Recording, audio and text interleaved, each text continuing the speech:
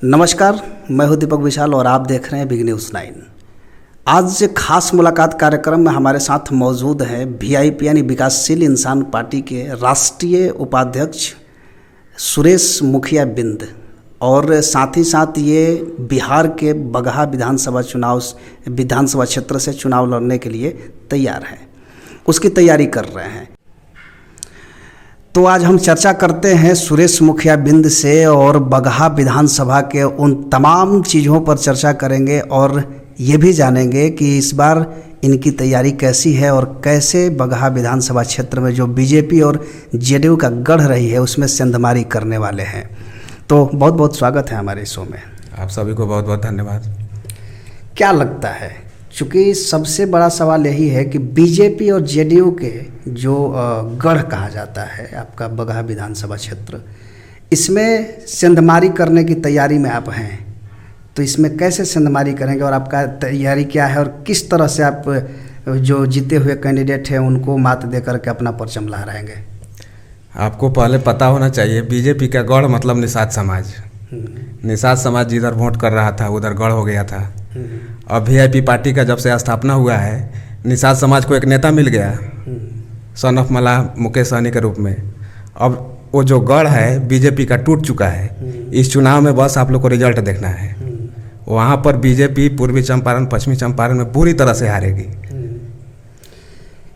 जैसे कृषि का ज़्यादातर वहाँ पे चलन है, लोग कृषि पर निर्भर करते हैं, तो चूँकि बगहा विधानसभा क्षेत्र में जहाँ पर इतने भारी मात्रा में कृषि पर निर्भर करने वाले लोग हैं, रोजगार का वो एकमात्र साधन है। अब इस बार आपका एजेंडा क्या होगा? चूँकि पब्लिक जानना चाहती है और जानना भी चाहेगी कि क्या एजेंडा होगा और वीआईपी पार्टी किस एजेंडा के तहत वहाँ चुनाव लड़ेगी और किस एजेंडा को वहाँ पे लागू करने की तैयारी है। बगहा पुलिस जिला आमतौर पर वहाँ पर गन्ना का अच्छा फसल होता है।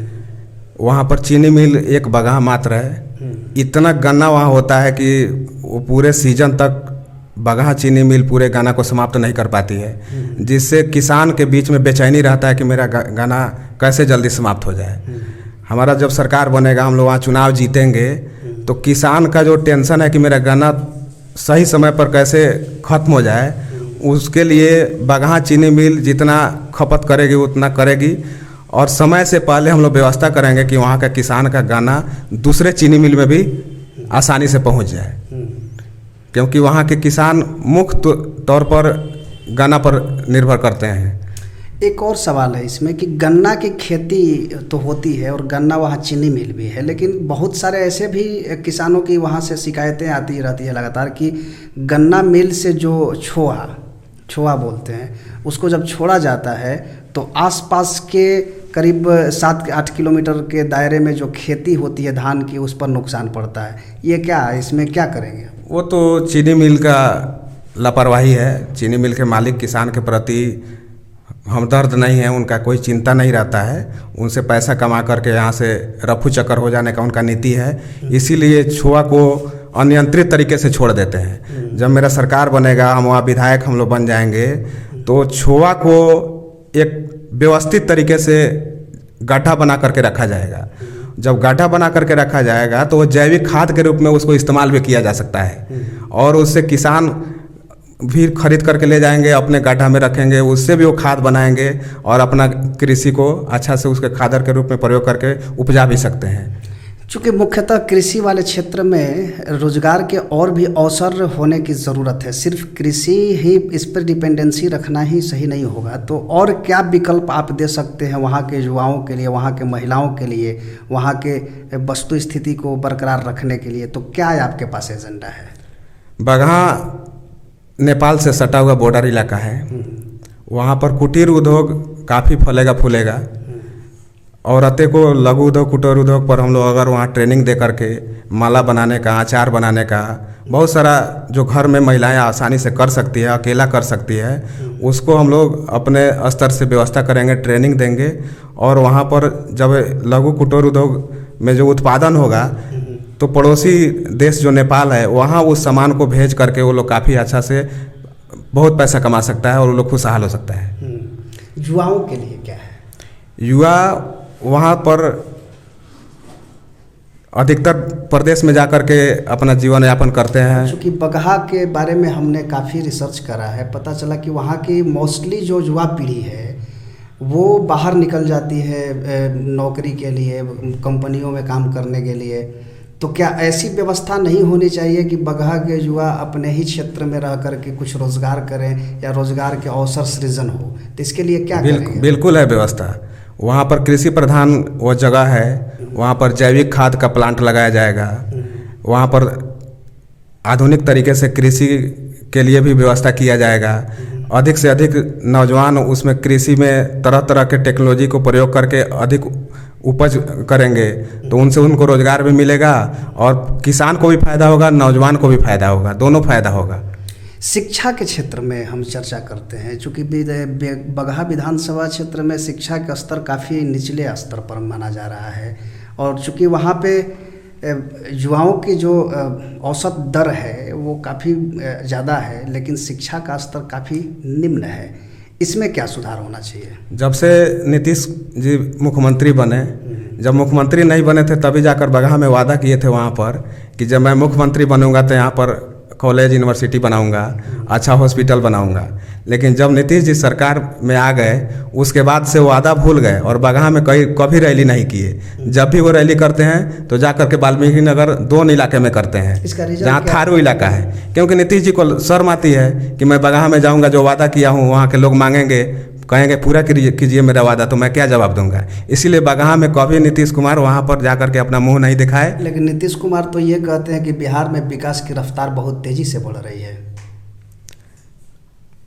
अपने मुंह मियाँ मिट्ठू वाली बात है। अपना बड़ाई तो स्वयं कर लेना आसान है, लेकिन ज़मीनी हकीकत पर बगहा में कोई भी जाकर देख सकता है। नीतीश जी के शासनकाल में वहाँ पर एक भी कॉलेज की स्थापना नहीं हुआ, एक भी अच्छा हॉस्पिटल का व्यवस्था नहीं हुआ। वहाँ के लोग बच्चे जो हैं वो बेतिया, मुजफ्फरपुर, पटना आते हैं पढ़ने। वहाँ की लड़कियाँ आसपास में कॉलेज यूनिवर्सिटी नहीं होने के कारण वो मैट्रिक तक ही पढ़ करके अपना पढ़ाई छोड़ देती है। इतनी असुविधा है शिक्षा के क्षेत्र में, जो कहना बहुत दर्द की बात है। तो क्या इसमें सुधार कीजिएगा? अगर मान लीजिए कि जनता आपको मौका देती है, आप चुन के वहाँ से आते हैं, तो शिक्षा के क्षेत्र में आप क्या सुधार करेंगे जहाँ से वहाँ के जो स्टूडेंट हैं, जो छात्र हैं, उनको लाभ मिले? पूरे बिहार का वो दुर्गम इलाका है, वहाँ पर हमारा सरकार बनेगा, महागठबंधन की सरकार बनेगी, तो वहाँ पर एक अच्छा कॉलेज की स्थापना हम लोग करेंगे कि वो वहाँ से जो लड़कियाँ हैं उसको पढ़ने में असुविधा ना हो, दूर उसको जाना ना पड़े। बीच में मैं आपको रोकूंगा। जैसे कहने का मतलब ये है कि बगहा में अगर कॉलेज नहीं है तो ये बच्चे बाहर पढ़ने जाते हैं जी। अगर बगहा में कोई कॉलेज या प्रतिष्ठित इंस्टीट्यूशंस डाला जाता है तो कितने क्षेत्र प्रभावित होते हैं उससे? उसमें पुलिस जिला बगहा का टोटल इलाका आएगा। लगभग 15 लाख की आबादी उससे लाभान्वित होगा। अगर वहाँ पर अच्छा इंस्टीट्यूशन डाला जाए तो 15 लाख परिवार के जो बच्चे हैं वो लोग दूर नहीं जाएंगे, और जो गरीब लोग हैं, वो जिनके बच्चे पटना नहीं पढ़ सकता है, मोतिहारी आकर नहीं पढ़ सकता है, मुजफ्फरपुर नहीं पढ़ सकता है, उनके परिवार के बच्चे आसानी से वहाँ शिक्षा ग्रहण कर लेंगे। तो ये मौजूदा विधायक जो हैं, क्या इन्होंने इस पर पहल नहीं की अभी तक? मौजूदा विधायक और पूर्व के विधायक वहाँ पर कोई भी चुनाव जीता है और बस अपना हवेली में सुख चैन की ज़िंदगी जीने के अलावा कुछ भी नहीं किया है। यहाँ तक मैं क्षेत्र में भ्रमण कर रहा हूँ, पूरा कोरोना काल में मैं जनता से वहाँ पर जाकर के हालचाल दुख में शामिल हुआ, लोगों से बात किया। सब लोगों ने बोला कि यहाँ पर चुनाव में जो जीत जाता है 5 साल वो दर्शन नहीं देता है, फिर चुनाव में आता है और फिर वोट मांग करके फिर चला जाता है। वहाँ जनता और नेता में कभी भी पारस्परिक संबंध स्थापित हुआ ही नहीं है। फिर भी वो चुन के क्यों आते हैं? चुनाव जीतने का कई रीजन है। पूंजीवाद है, जातवाद है, माफियावाद है, कई तरीके के हथकंडा अपना करके लोग चुनाव जीत जाता है। और वो हथकंडा जो अपना करके चुनाव जीता जाता है वो जनता के प्रति वफादार नहीं रहता है। स्वाभाविक है, उसको भरोसा रहता है कि जिस बल पर मैं चुनाव जीत करके आया हूँ वह अगला चुनाव में फिर प्रयोग करूँगा, चुनाव जीत जाऊँगा। तो जनता में तो ये भी डर होगी कि जो अब तक प्रतिनिधि जीत करके आए, जिन्होंने काम नहीं किया, जो दर्शन भी नहीं देते थे, कहीं ये दौर आपके साथ भी तो ना हो? एक क्वेश्चन वहाँ की जनता मुझसे करती है कि अब तक जो आता है चुनाव जीत जाता है, उसके बाद हम लोग को दर्शन नहीं देता है। ये लगातार क्वेश्चन हो रहा है हमारे ऊपर। लेकिन मैं सबको यही बोलता हूँ कि मैं एक युवा हूँ, और युवा जब चुनाव जीतेगा तो उसका सबसे बड़ा पहला सपना होगा कि मैं जनता का सेवा करूं। और बूढ़े जब चुनाव जीतते हैं तो उनका पहला सपना होता है कि अब मेरा उम्र 70 साल हो गया है, पता ना 75 होते होते मैं मर जाऊंगा, जितना मेरा उम्र बचा है उस उम्र में अपने बेटी के लिए, बेटा के लिए दिल्ली लंदन में घर बना दो, उसको सेट कर दो, उनको ये चिंता रहता है। लेकिन एक युवा को राजनीति में जब भी सफलता मिलेगा तो उसका पहला सपना होगा कि मैं जनता का बेटा बनकर सेवा करूं। इसलिए मैं करूंगा, और मैं जनता को विश्वास दिला भी रहा हूं कि मेरा उम्र के हिसाब से सेवा करने का मौका है, आप लोग मौका दीजिए, वो आप लोग को शिकायत का मौका मैं नहीं दूंगा। बगहा विधानसभा क्षेत्र में जो वोट बैंक की जो स्थिति है, इसमें अगर देखा जाए तो कहीं ना कहीं नोनिया, बिंद और मलाह, ये 3 जातियां जो है ये दाव बदल देती है, खेल बदल देती है। तो आपको इन तीनों, चूँकि आप बिंद जाति से हैं और बिहार में जाति की राजनीति आम बात है, यहाँ जातियों के बदौलत ही सीटों को जीता जाता है। तो महागठबंधन की ऐसी कौन सी रणनीति होगी, कौन सा समीकरण है जिसके तहत आपको लगता है कि आप बगहा विधानसभा में अपना जीत दर्ज करा पाएंगे? बगहा विधानसभा में महागठबंधन वहाँ पर सबसे मजबूत स्थिति में है, और वीआईपी पार्टी से गठबंधन होने के कारण और भी काफ़ी मजबूत हो गई है। इसलिए कि वहाँ पर महागठबंधन में वीआईपी पार्टी का शामिल होने का मतलब है कि लगभग 45-50 हज़ार वोट प्लस कर गया, जो जलवंशी निषाद समाज का वोट है। वह वोट कभी दूसरे का जीन बन करके निकला करती थी ईवीएम मशीन से, लेकिन यह वोट अब दूसरे को नहीं मिलेगा क्योंकि उसका वहाँ प्रत्याशी हो गया है। इसीलिए मुझे भरोसा है कि अपना घर कोई मजबूत करना चाहेगा, अपना घर में कोई रहकर सुकून पाना ज़्यादा अच्छा चाहेगा। इसीलिए मुझे भरोसा है कि वह जो 45-50 हज़ार वोट है वह महागठबंधन के खाते में जाएगा, और वहाँ वीआईपी पार्टी का प्रत्याशी निश्चित चुनाव जीत जाएगा। अगर एक शब्द में आपको कहा जाए कि पूरे बगहा विधानसभा क्षेत्र की एक ऐसी दृश्य को दिखाएं जिससे आज की युवा पीढ़ी, महिलाएं और जो आम वोटर हैं वो आपको चुन के लाए, इसके लिए आपके पास ऐसी क्या क्वालिटी है?